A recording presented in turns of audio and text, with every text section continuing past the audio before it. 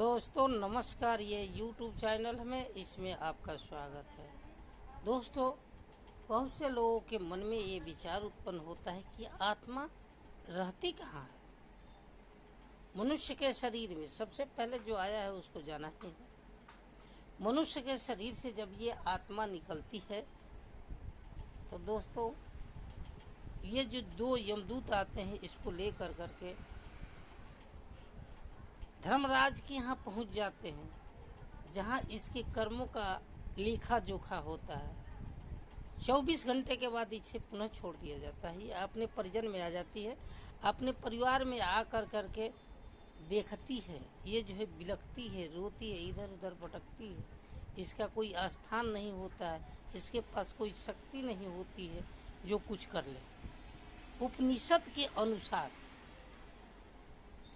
इस आत्मा ना तो मरती है, ना इसे जलाया जाता है और ना ही इसको धूप में सुखाया जाता है।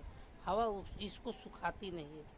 ये जो है शरीर नाश्वर होता है, जिसका नाश होता है शरीर, और आत्मा जो है अमर होती है।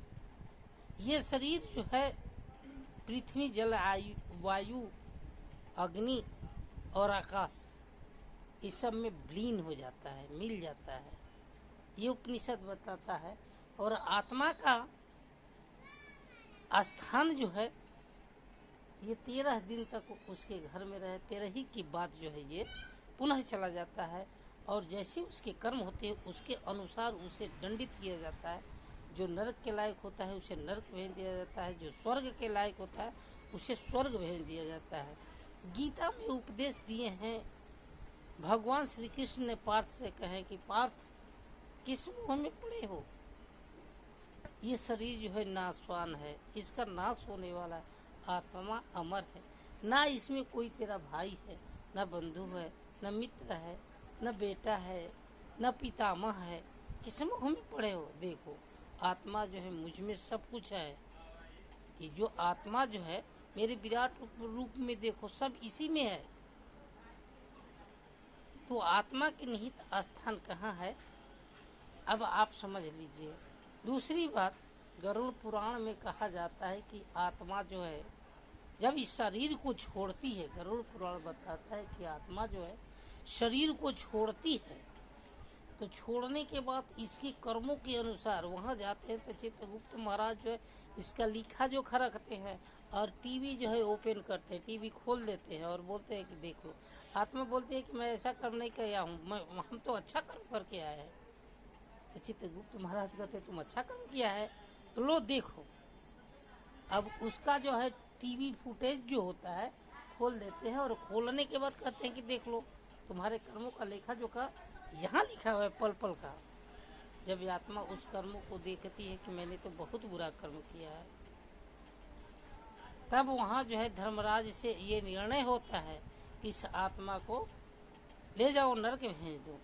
जो व्यक्ति सुकर्म करता है, बढ़िया कर्म करता है, उसके लिए स्वर्ग का मार्ग होता है।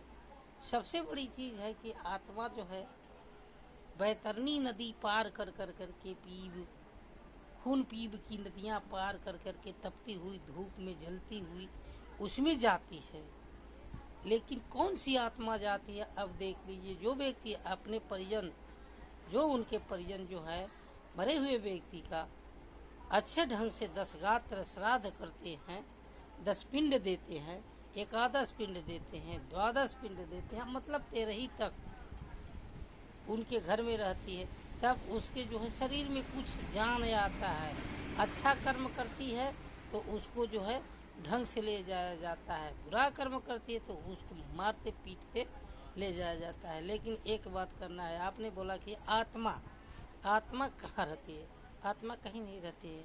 जिसका जन्म नहीं है उसका मरण नहीं है, जिसका जन्म होता है उसी का मरण होता है। नमस्कार।